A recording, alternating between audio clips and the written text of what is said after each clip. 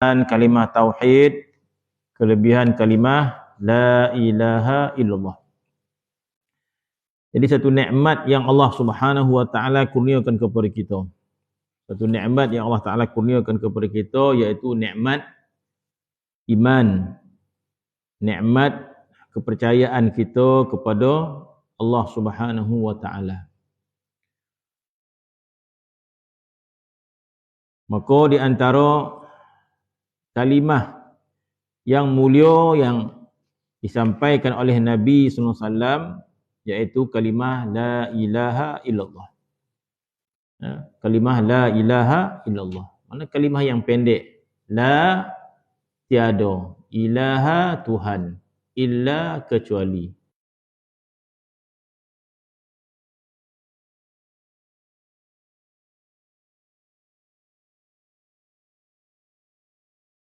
Memerlukan keyakinan kita terhadap apa yang kita sebut. Sehingga kalimah itu kalau disebut tanpa keyakinan, maka kalimah itu tidak manfaat. Tidak manfaat. Bermaksud kalau orang tu orang bukan Islam, kadang dia kawan orang Melayu kan. Kita sebut la ilaha illallah kan. Insya-Allah dia ikut kita dengar kita cakap insya-Allah boleh kan. Kadang dia cakap pun ikut kita juga la ilaha illallah qani dia. Tengok hati dia ada keyakinan terhadap kalimah tu ataupun dia faham tak mana kalimah tu. Jadi kalau seseorang yang menutupkan kalimah la ilaha illallah tanpa faham maka tidak manfaat. Sebab itu Islam itu ditarifkan sebagai at-tasdiqu bil qalbi, at-taqrir bil lisan. Jadi ta'rif Islam, apa ta'rif orang itu Islam? Maka ta'rif seorang itu Islam atau ta'rif seorang Muslim itu disebut takrir bil lisan. Takrir bil lisan bukan al-lafzu bil lisan. Kita lafazkan kalimah itu dengan lidah kita. At-tasdiqu bil qalbi. Hati membenarkan. Jadi seorang itu membenarkan hati dia dan menentukan kalimah itu. Kalimah syahadah kan, kalimah syahadah, syahadatain, dua kalimah syahadah kita sebut. Jadi dua kalimah syahadah la ilaha illallah Muhammadur Rasulullah itu syarat orang nak masuk Islam ataupun syarat seorang jadi seorang mukmin.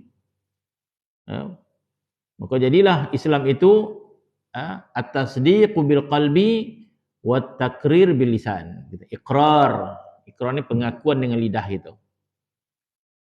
Tetapi mesti ada keyakinan dalaman kita, yakin. At-tasdiqu bil lisan. Membenarkan dengan hati. Barulah kalimah itu memberikan manfaat. Ya. Bahkan kalau ulama menghuraikan makna dua kalimah syahadah tersebut, walaupun dua kalimah syahadah tersebut sebagai tanda orang itu beriman, sebagai tanda orang itu Islam, namun derajat ataupun kedudukan seorang itu tak sama di antara satu sama lain, ataupun iman seseorang itu tidak sama di antara satu lain berdasarkan keyakinan hati seseorang dan berdasarkan makrifat seseorang kepada Allah Subhanahu wa taala dan makrifatnya seorang kepada Rasulullah sallallahu alaihi wasallam. Sebab tu kalimah syahadah tu kita tahu, semua orang tahu la ilaha illallah Muhammadur Rasulullah. Semua orang tahu. Begitu juga kita semenjak dulu lagi, semenjak kecil lagi kita tahu dah kalimah itu. Kalimah dia la ilaha illallah Muhammadur Rasulullah. Kan? Semenjak kita dah berakal, kita dah tahu dah kalimah itu dan kita dah tahu dah makna dia kalimah tu kan. Daripada kecil lagi kita dah tahu dah makna kalimah la ilaha illallah Muhammadur Rasulullah. Tiada Tuhan melainkan Allah dan Muhammadur Rasulullah. Tetapi kalimah itu yang kita sebut dulu tak sama kita sebut kalimah itu sekarang. Tak sama. Bahkan kalimah syahadah kita sebut itu, dia kadang-kadang meningkat, kadang-kadang menurun kalimah itu. Qadar nilai dari sisi Allah Subhanahu wa taala. Kalimah itu mungkin sama kita sebut, tapi nilai dia tak sama. Terkadang kita menyebut kalimah itu dengan nilai yang tinggi, dan terkadang kita menyebut kalimah itu dengan nilai yang rendah. Ya. Jadi seseorang yang menyebut kalimah syahadah tersebut dengan nilai yang tinggi, mengikut qadar ma'rifat dia kepada kalimah tersebut, mengikut qadar ma'rifat dia kepada Allah Subhanahu wa taala, mengikut qadar ma'rifat dia kepada Rasulullah sallallahu alaihi wasallam. Jadi bermaksud sentiasalah kita belajar makna ma'rifat kepada Allah, dan sentiasalah kita belajar makna ma'rifat kepada Rasulullah sallallahu alaihi wasallam. Sehingga semakin sempurna kalimah itu bila disebut. Ya. Semakin sempurna kalimah itu disebut. Ya. Ketika mana kita menyebut la ilaha illallah, bermaksud ketika mana kita menyebut kalimah la ilaha illallah dalam keadaan hati kita lalai, tak sama dengan ketika mana kita menyebut la ilaha illallah ketika hati kita hadir pada kalimah itu. Sama ke nilai dia? Tak sama nilai dia. Ya. Walaupun kita rasa sama ya. Semalam macam tu ya kita rasa kuih beratib macam tu ya. Hari ni kuih macam tu ya. Keyakinan tak sama. Ya. Semakin kita bertambah makrifat kita kepada Allah Subhanahu wa taala, semakin bernilai kalimah itu kita sebut. Semakin bertambah makrifat kita kepada Rasulullah SAW, maka semakin bernilai syahadah kita kepada Rasulullah SAW. Ya. Ketika manakah bertambah makrifat kita kepada Nabi itu? Ya, makrifat kita kepada Nabi juga bertambah dan berkurang. Ketika manakah bertambah makrifat kita kepada Nabi kita? Bertambah makrifat kita kepada Nabi kita bila bertambah cinta kita kepada Nabi kita sallallahu alaihi wasallam. Bertambah rasa cinta kita kepada Nabi. Bertambah kita kenal Nabi SAW. Kita baca syakhsiah dia, kita baca akhlak dia, kita baca apa lagi kedudukan Nabi SAW, sehingga bila bertambah ilmu kita tentang Nabi, bertambah kita rasa ta'zim kebesaran Nabi tersebut. Jadi ketika itu bila kita mengucapkan syahadah kepada Nabi kita, itu tidak sama kita mana kita jahil tentang Nabi kita sallallahu alaihi wasallam.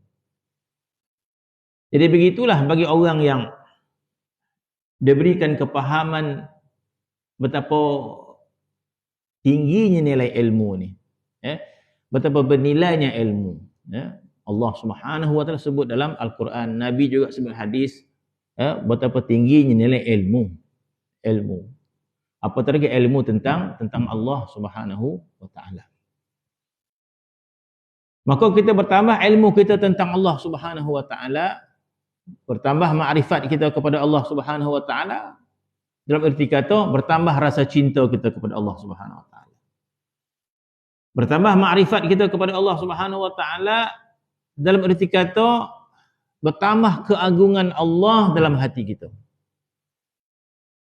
Bertambah rasa keagungan Allah Subhanahu wa taala. Bertambah rasa cinta kita kepada Allah Subhanahu wa taala. Ketika itu bertambah makrifat kita kepada Allah Subhanahu wa taala.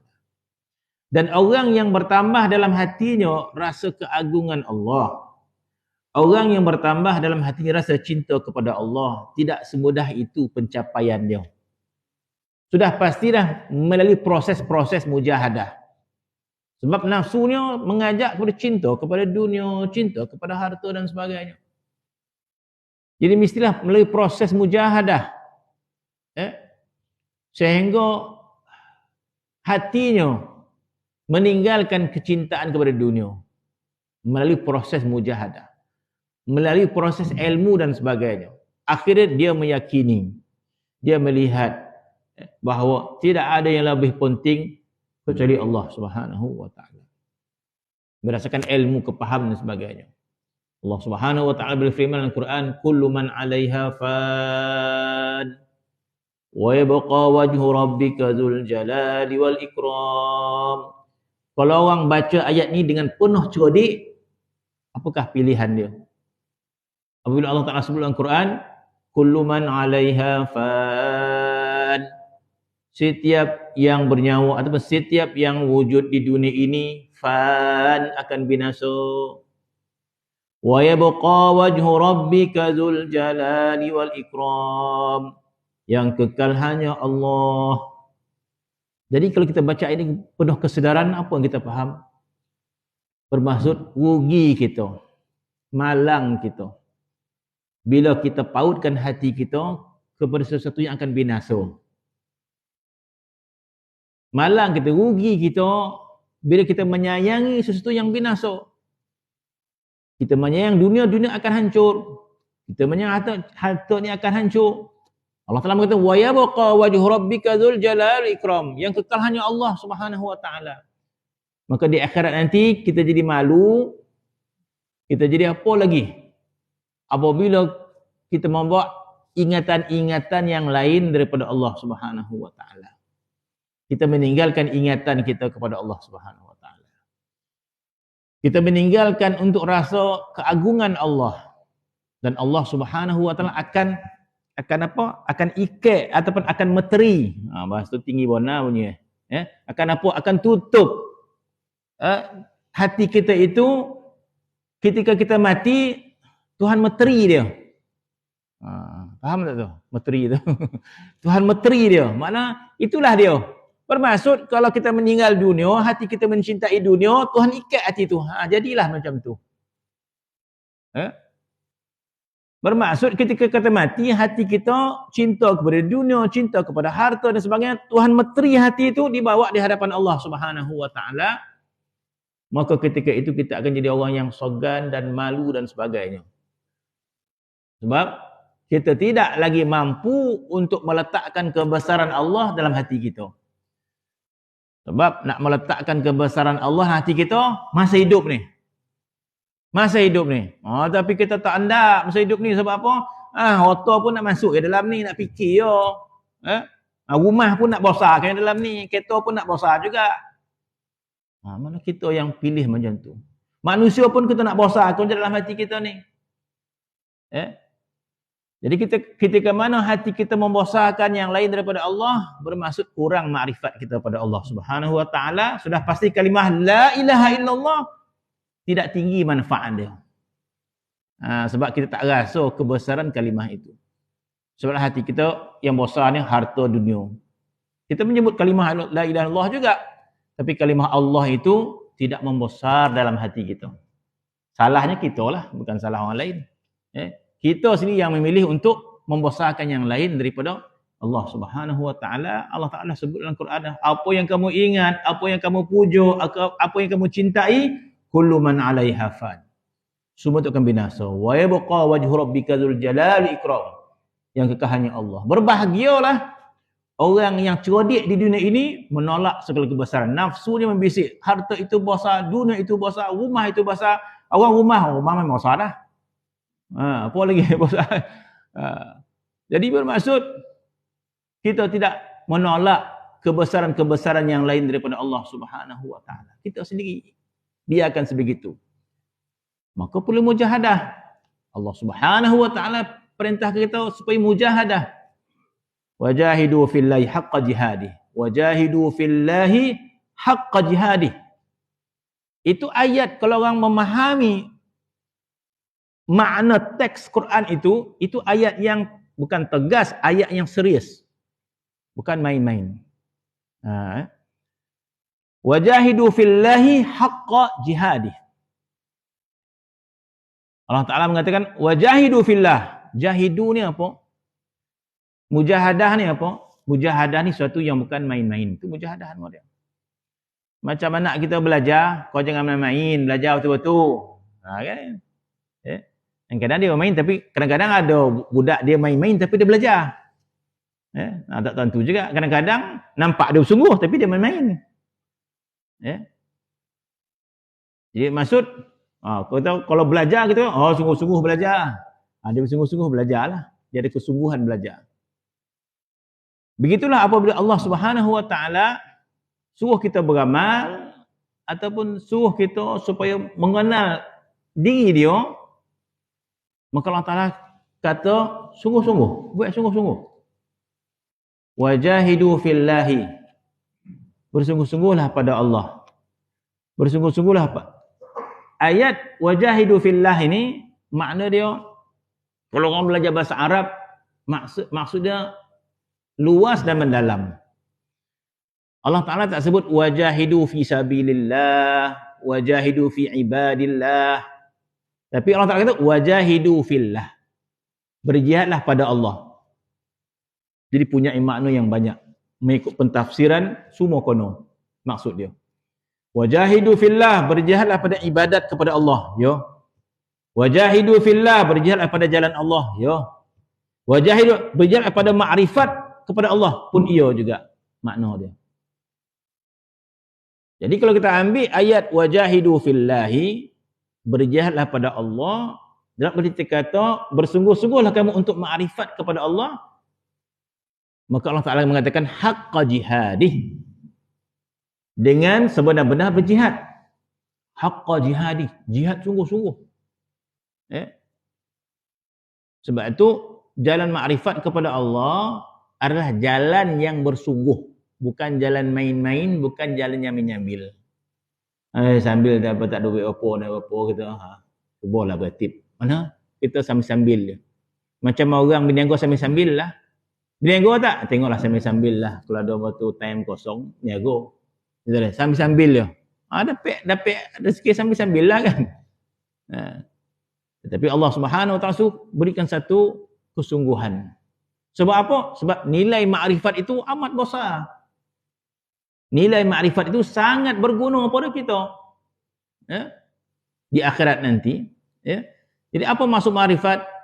Maksud makrifat kita hampir pada Allah Subhanahu Wa Taala. Maksud makrifat kita hampir pada Allah dan kita jauhkan diri kita pada makhluk ini.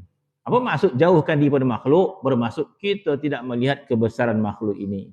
Kita tidak tertipu dengan gamitan dunia ini. Itu maksud dia. Kita lebih hampir pada Allah Subhanahu Wa Taala. Kita lebih hampir kepada kebesaran Allah Subhanahu Wa Taala. Kita lebih hampir kecintaan kita kepada Allah Subhanahu Wa Taala. Orang yang sebegini bermaksud dia telah melalui proses mujahadah. Mujahadah. Sebab itu Allah Subhanahu Wa Taala sebut dalam Quran apa? Allah Taala sebut innamal mu'minuna idza dzukirallah wajilat qulubuhum. Ini pujian Allah kepada mukmin yang berjaya mencapai satu tahap. Maka Allah Taala berfirman innamal mu'minuna, hanya sahaja orang mukmin itu. Di sini ulama huraikan hanya sahaja mukmin yang sempurna. Hanya sahaja mukmin yang baik dan sebagainya. Innamal mu'minuna, hanya sahaja orang mukmin yang sebenar. Boleh kita sebut maknakan macam-macam. Hanya sahaja seorang mukmin yang sempurna. Hanya sahaja orang mukmin yang baik itu iza zukirallah, bila disebut nama Allah, wajilat qulubuhum, maka gemetar hati dia. Ada gemetar. Kenapa hati kita rasa gemetar menyebut nama Allah? Sebab kita telah membesarkan Allah itu dalam hati kita. Kita telah mengagungkan Allah dalam hati kita.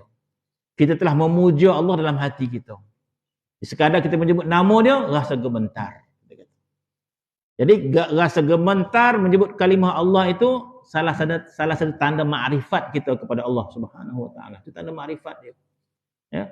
Kalau menyebut nama Allah, biasa lalap ya pula. Itu tanda kita tak ada makrifat Allah Taala. Makan, makan dia untuk jaga balik. Sebab dia kenal makan dia. Kalau makan jangan cakap gitu. Ada. Yang dia kenal, yang dia puja, yang dia bosakan harta, duit. Boleh sebut duitnya, menggeletar dia. Jadi Allah Subhanahu Wa Taala perintah kepada kita supaya mengagungkan dia. Maka bagi orang yang ada ilmu, orang yang dah faham maksud ini, maka dia akan sentiasa menambah makrifat dia kepada Allah Subhanahu wa taala dan sentiasa menambah makrifat kita kepada Rasulullah sallallahu alaihi wasallam. Kenapa? Sebab kita ini makhluk yang mukallaf. Kita ni makhluk mukallaf.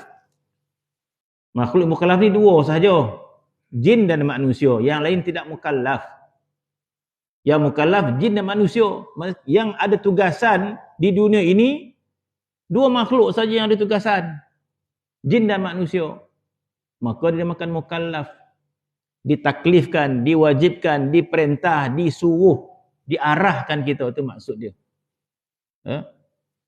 Di antara arahan Allah Ta'ala kepada kita apa? Iaitu makrifat kepada dia. Dan makrifat kepada Rasulullah sallallahu alaihi wasallam. Dan apabila Allah Subhanahu wa taala taklifkan kepada kita, bermaksud ada baik ada buruk dia. Mukallaf ni ada baik ada buruk dia. Kebaikan dia, mukallaf ini, kita boleh mencapai derajat makrifat itu melebihi makhluk yang lain. Kita boleh menandingi makrifat kita melebihi makhluk-makhluk yang hatta malaikat.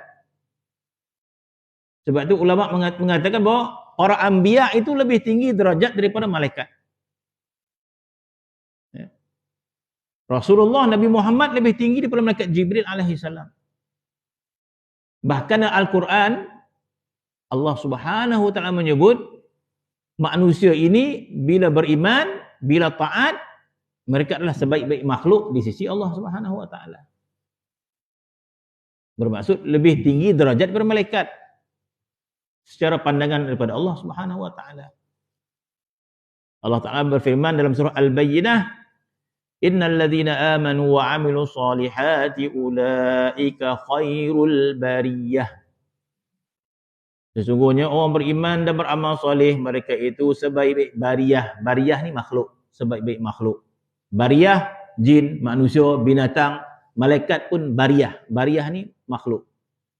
Bermaksud manusia yang beriman kepada Allah dan beramal soleh, mereka itu sebaik-baik makhluk. Bermaksud sebaik-baik makhluk, kebaikan kita itu melebihi malaikat. Maksud potensi kita untuk menjadi baik itu luas. Dan sebaliknya, bila kita tidak menunaikan amanah tersebut, kita menjadi orang yang paling rendah sekali. Dalam Al-Quran, Allah Ta'ala samakan dengan binatang. Bahkan lebih teruk lagi. Maka Allah Ta'ala mengatakan, Ulaika kal an'am. Ulaika kal an'am. Mereka itu macam binatang ternakan. Balhum adall. Lebih teruk lagi. Dalam surah At-Tin, laqad khalaqnal insana fi ahsani taqwim. Menjadikan manusia itu sebaik kejadian. Kemudian summa radadnahu asfala safilin. Kemudian sebahagiannya kami jatuhkan dia serendah-rendah ke bawah. Jadi sebagai manusia ini, sama ada kita diangkat setinggi-tingginya, bermaksud makna dia masuk ke syurga Allah Subhanahu wa taala, semula-mula tempat. Kalau tak, kita akan berada serendah-rendah tempat, iaitu neraka Jahannam. Sebab itu manusia yang ahli maksiat di akhirat nanti, maka ketika itu mereka bercita-cita untuk menjadi seperti binatang. Sebab apa? Sebab binatang lebih baik nasib dia. Lebih baik nasib dia. Bagi yang malang lah. Haiwan binatang, dia tak akan dapat nasib yang sebaik kita di akhirat nanti, iaitu syurga. Dia tak akan dapat kehidupan yang sempurna syurga di akhirat. Dia tak. Kecuali ada beberapa lah binatang yang masuk syurga. Anjing, asbal kafi masuk syurga sebahagian. Tapi secara umum dia, binatang dia tak akan dapat mencapai kedudukan yang istimewa di akhirat masuk syurga Allah Subhanahu wa taala. Begitu juga binatang, dia tidak akan masuk ke tempat yang sehina-hinanya neraka. Dia tak akan pergi ke situ. Ada yang nama dia binatang, Allah Subhanahu wa taala akan adilkan mereka sesama mereka, mana yang menzalimi Allah Taala akan balas semula. Siapa yang mencakap, siapa yang mematahkan dan sebagainya, maka Tuhan akan adil, akan dibalas. Maka hukum qisas nama dia. Jadi qisas ini gambaran hukum yang adil lah. Qisas ni hukum yang adil. Dalam hukum qisas Islam, termasuk kalau orang tu cederakan tangan kita, tangan yang mana cederakan balik. Tangan yang mana dia pukul, tangan itu dipukul. Itu namanya qisas, balas semula. Sama ada orang tu maafkan ataupun orang tu tak maafkan, balas balik apa yang dilakukan. Hukum qisas. Kalau orang tu berkelahi, dipotongnya tangan seorang tu, putih tangan dia. Kalau dibawa mahkamah keadilan, putihkan tangan dia balik sebelah kanan. Dia tak boleh saya nak pukul belah kiri lah, tak boleh. Dia adil. Yang putih itu tangan kiri, tangan kanan. Putihkan tangan kanan. Yang putih itu parih mana? Yang putih itu parih siku. Dia nak toteh sampai ke baru ni, tak boleh. Makna balas semula dengan adil. Begitulah Allah Subhanahu wa taala mengadilkan binatang di padang mahsyar. Rimau ni terakam kambing ni. Macam mana? Dah bagi kambing tu gigi rimau tu. Gigi rimau tu bagi kambing tu. Baham dia balik. Kambing ni baham rimau tu balik. Rasakan sakit kena baham tu kan. Dengan taring-taring kan. Panjang mana taring rimau masa kena baham kan. Panjang taring 2 inci. Bagi kambing tu taring sepanjang 2 inci. Baham balik. Rasakan sakit yang sama. Begitulah cara Allah Ta'ala adili binatang dengan binatang. Sebab tu dikatakan jangan kita berhal dengan binatang sebab takut nama kita dipanggil sama dalam tu. Jadi datang kambing mengadu, apa hal ni? Rimau mana baham kau? Tak. Rimau kau? Tak. Ular sawah kau? Tak. Habis Tuan Haji dah. Kata dia. Panggil kita. Kita dah pergi haji 2 kali dah. Pasal ni kita sosah kambing tu sampai tenjut dia berjalan kan. Jadi dia ambil hak dia. Apakah Allah Ta'ala biarkan kita je? Takkan biarkan. Mana mungkin Allah Ta'ala biarkan sesuatu kezaliman yang kita lakukan kat dunia ni tanpa balasan. Kecuali kambing tu maafkan kita. Macam mana kambing tu maaf? Wallahualam. Kalau tak dia akan minta hak dia. Lepas macam tu je kau. Tak lepas. Doa banyak-banyak. Jangan kita masuk ke mahkamah binatang di akhirat nanti. Sebab kita zalimi binatang, maka binatang tuntut balik hak dia, terpaksa kita masuk mahkamah binatang, kita kata. Kambing tu pun sosah kita balik. Takat tu je lah.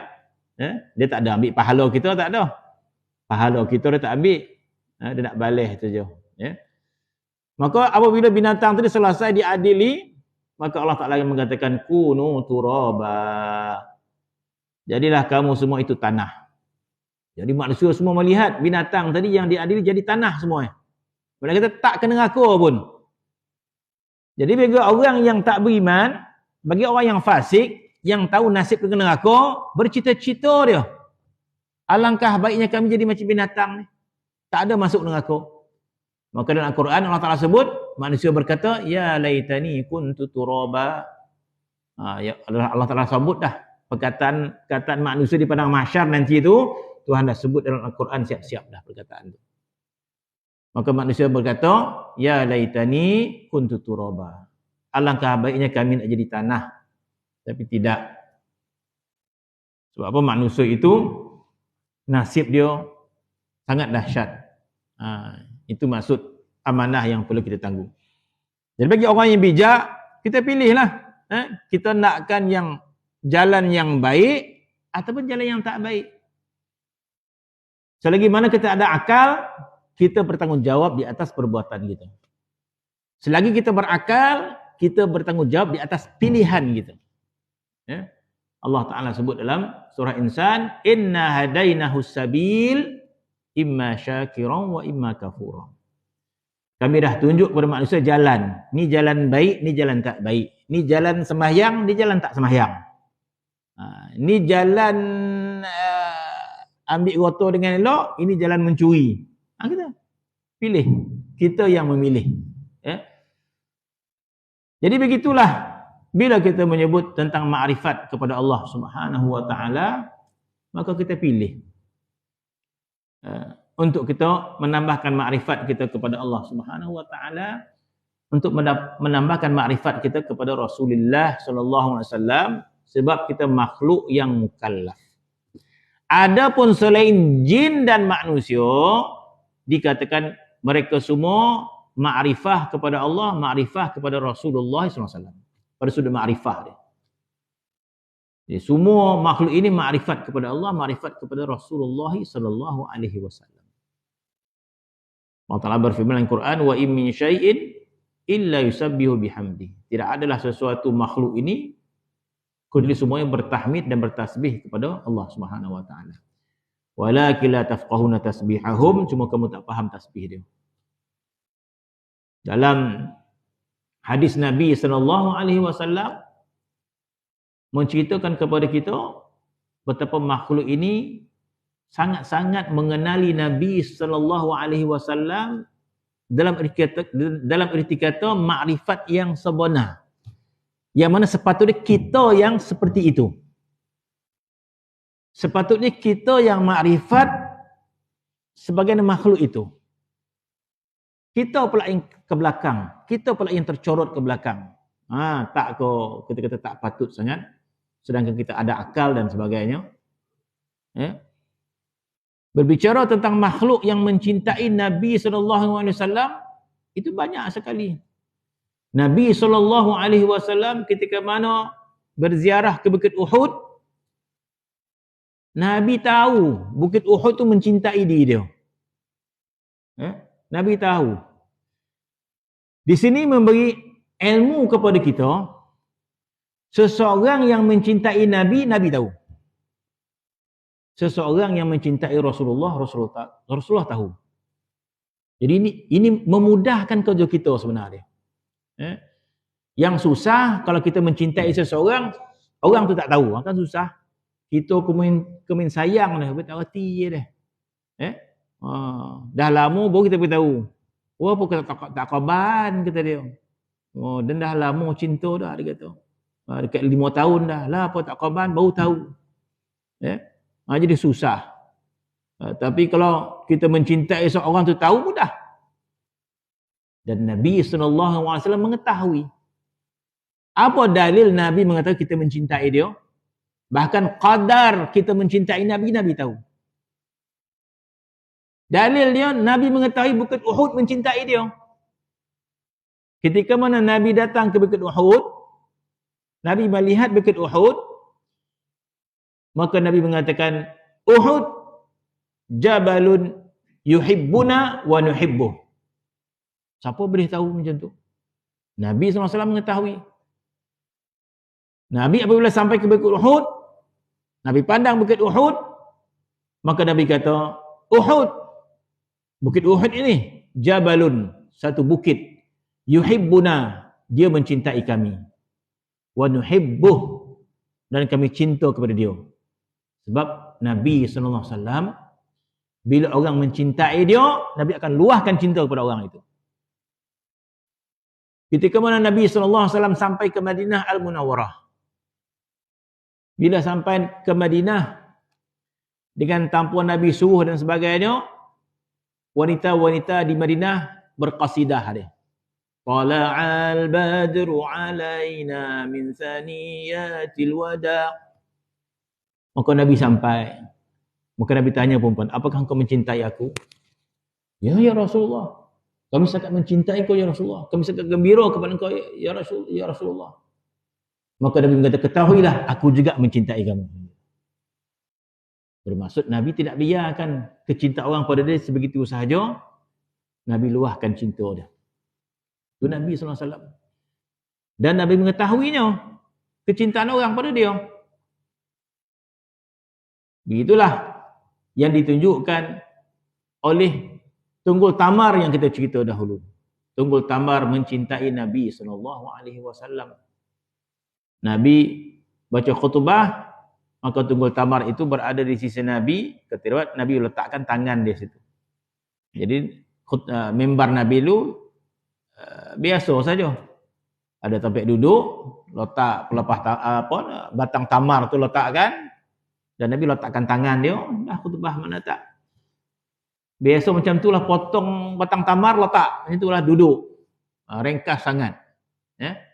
Rupa-rupanya batang tamar itu punya perasaan. Walaupun dah mati.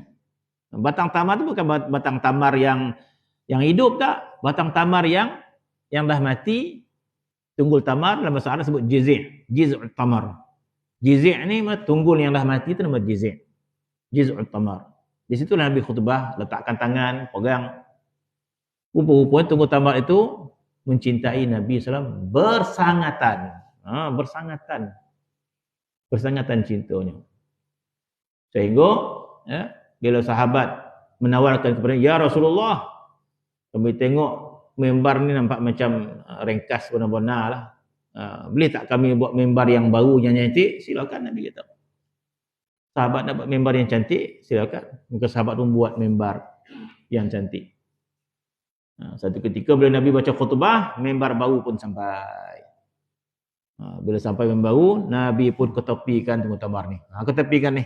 Ini sekadar batang-batang tamar saja. Angkat letak tepi. 2-3 batang letak tepi. Ya. Maka letak mimbar yang baru dah berukir semua dengan kayu. Ya. Tiba-tiba terdengar tangisan yang bersangatan. Dan riwayat mengatakan tangisan yang bersangatan. Menangis betul lah. Macam budak menangis. Sebab tak apa. Saya tak dapat aiskrim ke. Menangis begitu betul. Sahabat pun tercari-cari. Siapa menangis? Tak perasan siapa yang menangis. Tiba-tiba Nabi memberhentikan khutbah dia. Nabi turun. Nabi pergi ke Tunggul Tamar itu. Maka Nabi usap dia. Nabi pujuk dia. Pujuk supaya berhenti menangis. Dipujuk. Tunggul Tamar tadi. Ya. Maka Nabi bersabda, kalau aku tak pujuk Tunggul Tamar ini, dia akan menangis sampai kiamat. Bising. Majid tu sampai kiamat. Jadi satu mukjizat lah. Kalau Nabi tak pujuk, kalau orang pergi Madinah, tolonglah lagi bunyi tangisan kan. Sebab Nabi sabda macam tu. Kalau aku tak pujuk dia akan menangis sampai kiamat. Dan kata riwayat, Nabi pujuk Tunggul Tamar itu dengan memberi 2 tawaran. Cara dia pujuk. Ya. Kemudian Tunggul Tamar itu menangis. Sebab apa? Dia tidak lagi bersama dengan Nabi SAW. Dia menangis sebab dia akan dijauhkan dengan Nabi SAW. Akan dibuang tempat jauh dan dia berjauhan. Dia menangis itu bukan sebab apa? Sebab dia berjauhan. Ya. Dia memang dia tunggul dah. Tunggul raput sampai masa raput lah. Ya. Tapi dia menangis itu bukan disebabkan nasib dia itu. Dia menangis sebab dia berjauhan dengan Nabi SAW. Maka aku tawarkan dia dengan 2 tawaran, Nabi kata. Tawaran yang pertama, Nabi tawarkan kepada Tunggul Tamar itu, sama ada Nabi berdoa kepada Allah agar Allah Ta'ala hidupkan dia balik. Jadi kalau dia nak hidup balik, Nabi hantar dia dekat mana tempat tunggul yang asal dia kan. Mana tunggul yang asal tu, Nabi boleh letakkan situ balik. Dia akan tumbuh balik. Sebab ada doakan kepada Allah untuk kehidup semula. Ikutlah riwayat dia, Tamar ni berapa tahun? 20 tahun, 30 tahun ke? Ya. Atau Nabi kata, aku doakan kepada Allah engkau masuk syurga. Maka Tunggul Tamar itu memilih untuk masuk syurga. Dalam riwayat sebut macam tu. Dia pilih untuk masuk syurga dan kata ulama dia akan dimasukkan ke syurga dan ditanam di hadapan rumahnya Nabi SAW. Maka para ulama yang membaca hadis ini ada sebahagiannya tersentuh, ada sebahagiannya merasai betapa jahatnya hati kita ini, atau betapa korehnya hati kita ini, atau betapa jauhnya hati kita mengenali Nabi kita SAW. Maka ulama yang membaca kisah ini menangis. Menangis tentang diri sendiri. Sebab apa? Sebab menangis tentang diri sendiri. Betapa hinanya kita berbanding Tunggul Tamar. Betapa korehnya hati kita berbandingkan Tunggul Tamar itu. Betapa jahilnya kita tentang Rasulullah berbanding Tunggul Tamar. Tunggul Tamar lebih makrifat Nabi SAW berbanding pada kita. Kenapa? Sebab kita ni fasik. Dan tak ada mencuri pun fasik hati kita ni. Kenapa fasik? Sebab kita mencintai sesuatu yang lain daripada Nabi SAW, maka kita fasik. Kita ingat fasik ni mencuri ya. Kita ingat sefasik ni boleh 5 ekor ya. Maka hati kita fasik bila kita tidak mencintai Nabi kita SAW. Bukankah Nabi bersabda dalam hadis dia, la yu'minu ahadukum hatta akuna ahabba ilaihi min walidihi wa walidihi wan nasi ajma'in. Kalau kita ambil hadis ni, kita letak dekat bilik kita temanu dengan hadis ni cukup dah. Kita temanu dengan hadis ni cukup dah. Sebab hadis ni mengatakan tidak sempurna iman seorang kamu sehingga dia rasa cinta kepada aku lebih ayah dia, lebih daripada anak dia, lebih manusia keseluruhan dia. Orang mencintai ayah boleh menangis. Orang mencintai mak dia boleh menangis. Kenapa menangis ni? Tak dapat beli gayo, tak dapat jumpa mak, menangis. Orang tak dapat jumpa anak boleh menangis. Jadi Nabi tuntut kita sebagaimana kamu rasa cinta kepada ibu kamu, ayah kamu, anak kamu, kamu boleh menangis. Nabi kata, hendaklah kau mencintai aku lebih daripada semua itu. Kita letak hadis tu, kita menung seorang-seorang. Buatlah macam mana nak buat. Karena kalau kita tak capai, maka hati kita fasik. Fasik hati kita. Kalau kita, apa maksud fasik? Maksud kita tak kenal Nabi kita SAW. Kita tak kenal betapa Nabi kita SAW kebaikan dan sebagainya.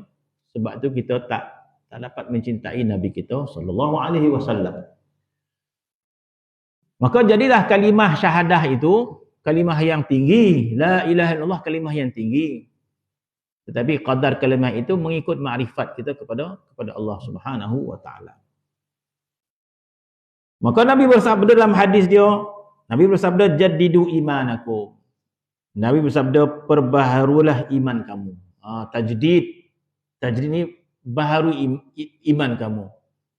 Jadi baru ni memperbaharui bermaksud benda yang sogar, benda yang apa kita kata, benda yang menggembirakan. Macam baju baru lah, kan? Ganti baju baru lah. Maksud baju yang lebih selesa kita pakai. Tukar kereta baru lah. Selesa kita pakai. Jadi benda yang memperbaharui bermaksud benda yang menyegarkan. Jadi rupa-rupanya iman juga boleh diperbaharui. Supaya dia lebih sogar. Maka Nabi bersabda jaddidu imanakum. Nabi kita perbaharui iman kamu. Maka para sahabat tak faham. Maka sahabat bertanya, ya Rasulullah, kaifa nujaddidu imanana? Maka sahabat tanya, ya Rasulullah, bagaimana kami nak perbaharui iman? Nabi kata perbaharui iman. Sahabat tak faham, macam mana ya Rasulullah nak perbaharui iman ni? Qala, Nabi bersabda, aksiru min qawli la ilaha illallah. Perbanyakkan perkataan la ilaha illallah. Jadi kalimah la ilaha illallah satu kalimah yang cukup mulia. Tak kiralah atas tajuk apa kan. Ni tajuk tahlil arwah. Tak apalah tahlil arwah pun. Kalau tak ada tahlil arwah tak beratib kita dah. Itu kan. Ada tahlil arwah beratib lah gitu. Kalau tak ada tak beratib lah gitu. Tak apalah dia kata. Mengikut qadar ni lah. Yang paling afdal kita menyebut kalimah la ilaha illallah dengan tujuan maksud kerana Allah Subhanahu wa taala. Di para sahabat dahulu dalam masjid Nabi banyak halaqah. Dalam masjid Nabi itu banyak halaqah, ada halaqah ilmu, ada halaqah tentang tazkirah dan sebagainya. Maka diceritakan Nabi lalu setiap halaqah-halaqah tersebut, Nabi lalu sampailah kepada halaqah orang yang sedang berzikir. Mungkin kita baca hadis tersebut. Ya. Jadi Nabi sampai ke tempat halaqah para sahabat yang berzikir. Nabi bertanya, apa yang kamu lakukan? Kamu tengah buat apa ni? Nabi tanya. Kemudian sahabat mengatakan, ya Rasulullah, kami sedang bertahmid, bertahlil, bertasbih pada Allah Subhanahu Wa Taala. Jadi kami duduk dalam satu halaqah, kami bertahmid, kami bertasbih, kami bertakbir, kami bertahlil, mana mengingati Allah Subhanahu Wa Taala. Dengan zikir macam-macam lah. Ada yang tahlil, ada yang tasbih, ada yang tahmid. Kemudian Nabi bertanya, atas tujuan apa? Atas tujuan apa? Sebab tu bila kita berzikir, banyak tujuannya kan? Banyak tujuannya. Ya. Ada orang berzikir kenapa? Nak sedekah arwah baru meninggal. Ya. Arwah meninggal datanglah. Nak hadiah pahala. Dengan niat sedekah pahala. Ya. Ada orang berzikir bertahmid untuk apa? Untuk dapat pahala. Macam kita berzikir lepas sembahyang kan. Lepas kita pun subhanallah, subhanallah, subhanallah. Kok ada orang tanya kenapa? Nak dapat pahala. Ya. Dan sahabat tadi dalam halaqah zikir, bila Nabi tanya, kamu buat apa? Kami bertasbih, kami bertahmid, kami bertahlil dan sebagainya. Nabi tanya, tujuan apa? Apa tujuan kamu? Kenapa? Ini tujuan yang paling baiklah, berzikir. Ya. Maka sahabat itu menjawab, ya Rasulullah, kami bertahmid, kami berzikir, bertahlil kerana kami bergembira dan kami ingin meluahkan rasa syukur kepada Allah dengan nikmat iman, dengan nikmat iman dan sebagainya. Ini satu benda yang hebatlah. Terkadang kita buat kundi kesyukuran sebab apa? Sebab dapat naik pangkat. Buat kundi kesyukuran sebab rumah baru. Buat kundi syukuran sebab apa? Sebab anak baru sunat. Mana berkaitan dengan dunia-dunia. Tak apalah, diterima oleh Allah Subhanahu Wa Taala. Mana kita meluahkan rasa syukur kepada Allah sebab kita dapat nikmat dunia. Kan kebanyakan orang buat kundi syukur sebab nikmat dunia. Ya? Ada juga dapat nikmat ibadat kan. Kundi syukur sebab apa? Dapat pergi haji. Bagus. Baguslah tu. Ada yang meningkat dia punya tajuk kundi syukur tu kan. Kenapa kundi syukur? Masuk rumah baru. Baguslah. Tak ada masalah. Boleh dibenarkan. Ya? Tapi bila tajuk dia kepada lebih ibadat, lagi mulialah. Yang para sahabat ni, kenapa kamu berzikir bertahmid? Kami ingin bersyukur kepada Allah dengan nikmat iman. Rasa-rasa belum ada orang buat kundi syukur macam tu dah. Kalau ada, pelik orang. Ni kundi syukur apa ni? Kundi syukur dapat nikmat iman, kita kata. Pelik orang. Tak pernah buat ada orang ni. Kundi syukur sebab iman. Ya? Ataupun kundi syukur sebab apa? Sebab faham ke? Dan sebagainya. Tapi kalau orang khatam Quran, dia buat kundi syukur kan. Bagus dia tu. Satu benda yang elok kan. Khatam Quran, buat kundi syukur sebab apa? Sebab berjaya khatam Quran. Itu satu kesyukuran yang berbentuk yang lebih mulia lah.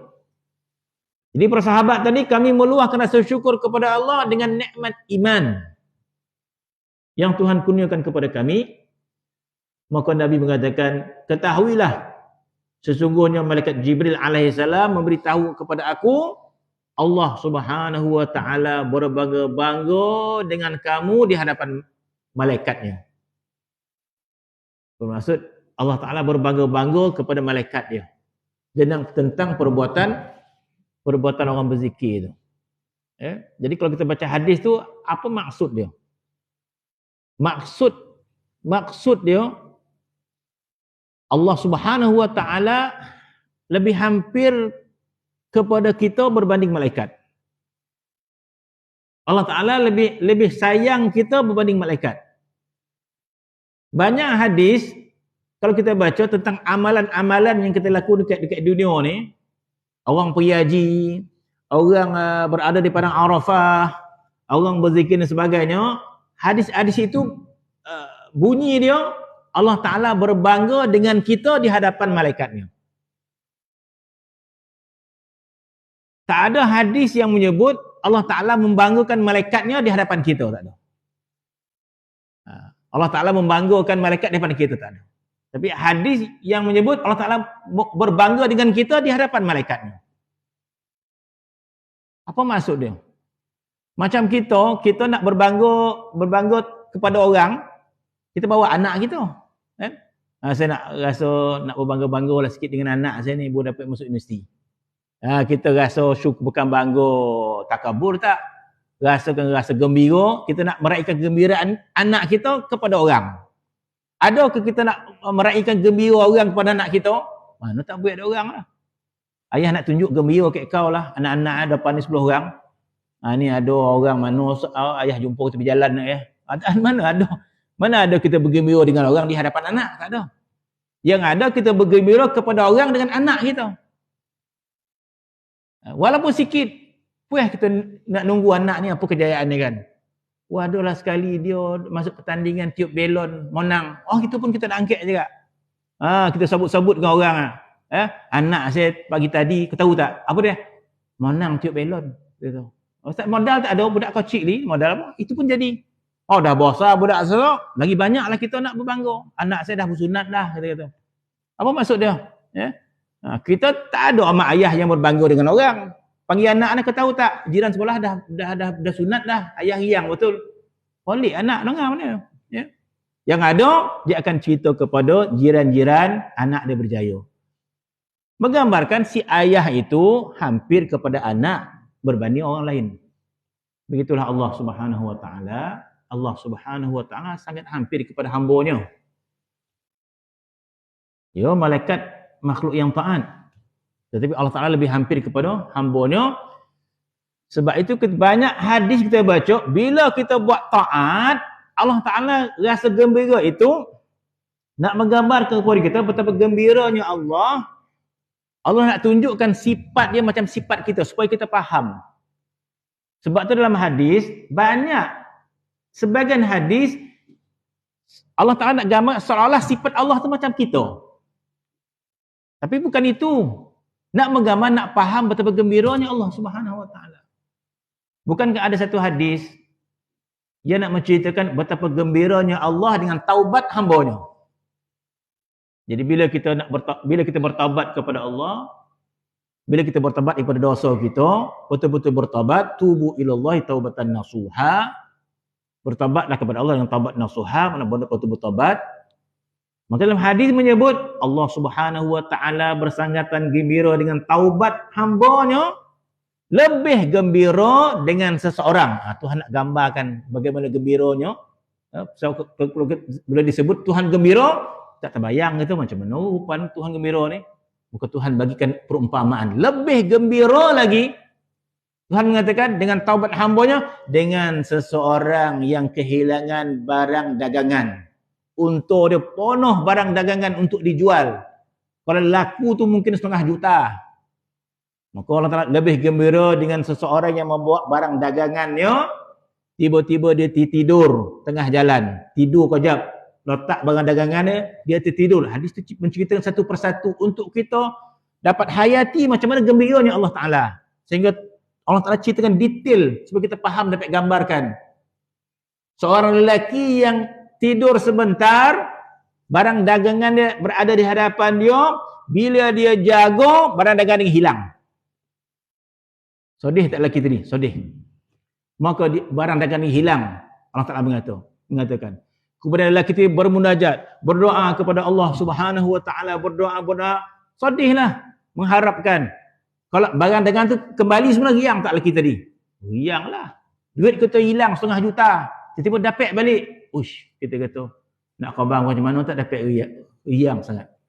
Maka dalam hadis itu cerita lagi, sehingga lelaki itu tertidur. Tuhan kata, hadis kudusi, sehingga lelaki itu tertidur, tiba-tiba celik mata untuk tercongok depannya.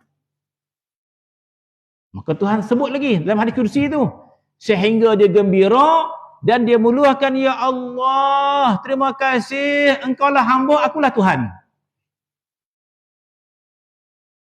Apa maksud itu? Maksud terlampau gembira sampai terbalik cakap. Dia nak ngobarkan, ya Allah, terima kasih, ya Allah, engkaulah Tuhan, akulah hamba. Tapi tak terlampau gembira, terbalik cakapnya. Sehingga dia terbalik cakap, Tuhan kata. Sehingga dia mengatakan, terima kasih ya Allah, engkaulah hamba, akulah Tuhan. Bukan maksud dia syirik tak? Bermaksud terlampau gembira sampai terbalik cakapnya. Maka Allah Ta'ala mengatakan, aku lebih rasa gembira daripada lelaki itu. Dengan taubat seorang hamba.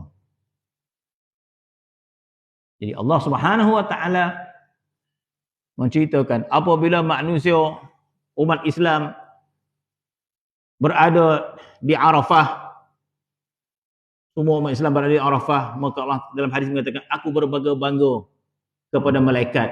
Maka dalam hadis mengatakan, aku berbangga di hadapan malaikat dan Jibril alaihissalam dengan hamba aku yang wukuf di padang Arafah. Begitulah hadis tadi.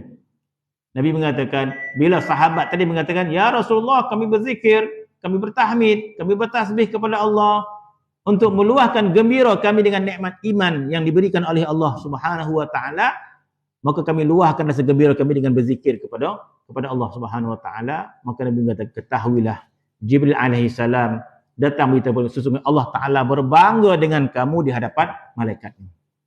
Masya Allah, kita kata. Kita membanggakan Allah Subhanahu Wa Ta'ala. Jadi biar orang memahami, maka banyak bertasbih, banyak bertahmid kepada Allah Subhanahu Wa Ta'ala.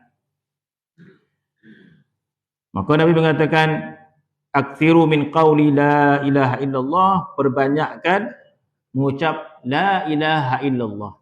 Jadi mengucap la ilaha illallah yang paling terbaik adalah berzikir kepada Allah kerana Allah.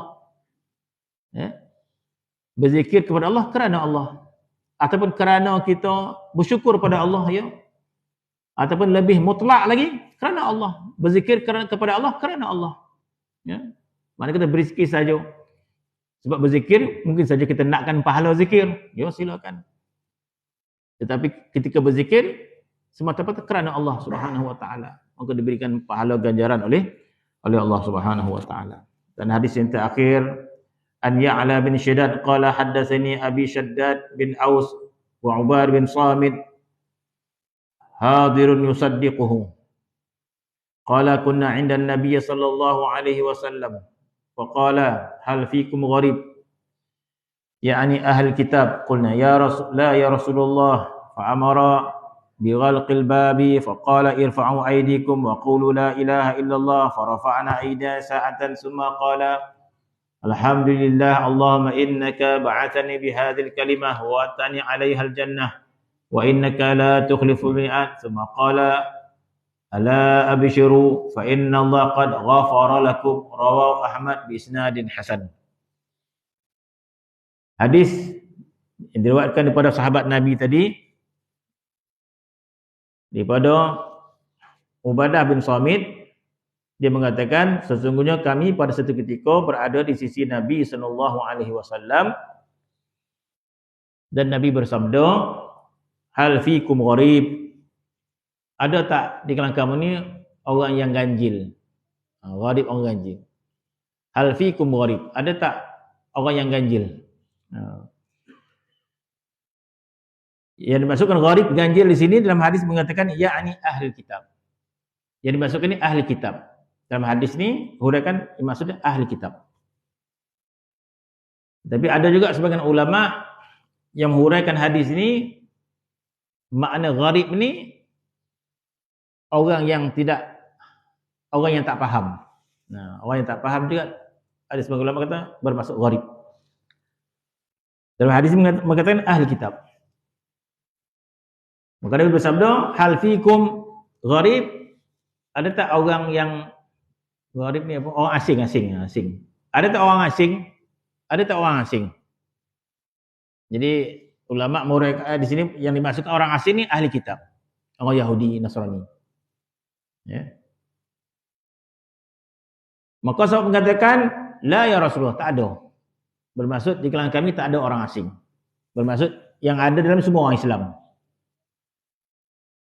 Maka Nabi mengatakan, Nabi perintahkan supaya tutup pintu.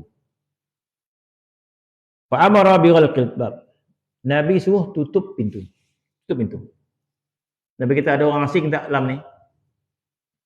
Sebab kita tak ada orang asing Rasulullah. Tapi ulama menghuraikan orang asing tu ahli kitab, Yahudi dan Nasrani. Tapi ada sebagian ulama juga memberikan maksud yang lain. Nanti kita huraikan sedikit nanti. Maka Nabi kata, Nabi perintahkan supaya tutup pintu. Nabi kata tutup pintu. Tutup pintu. Maka hadis ini juga digunakan oleh ahli tasawuf.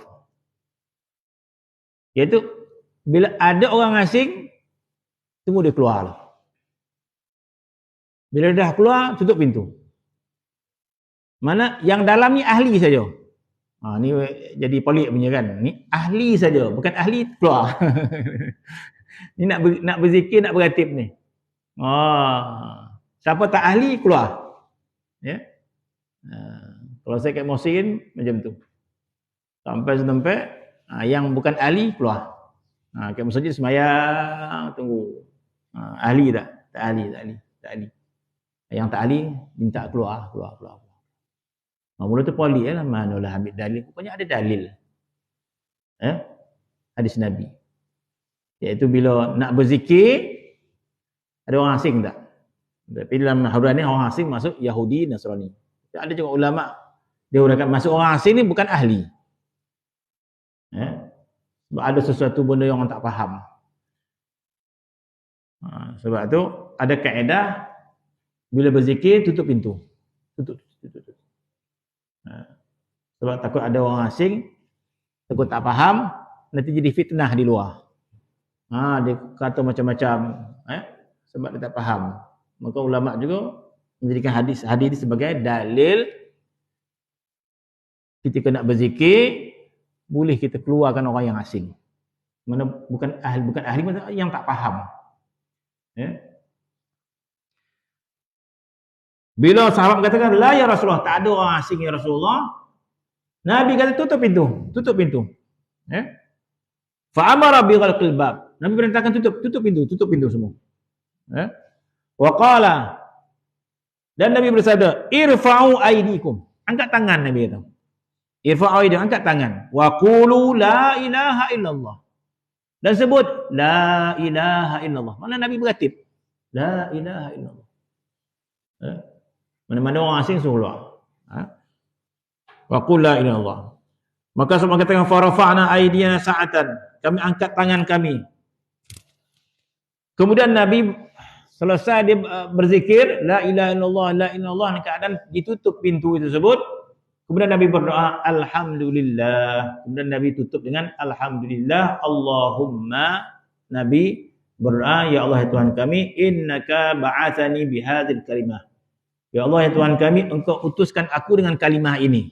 Itu kalimah la ilaha illallah. Wa wa'adtani 'alaiha al-jannah. Dan engkau janjikan dengan kalimah ini syurga.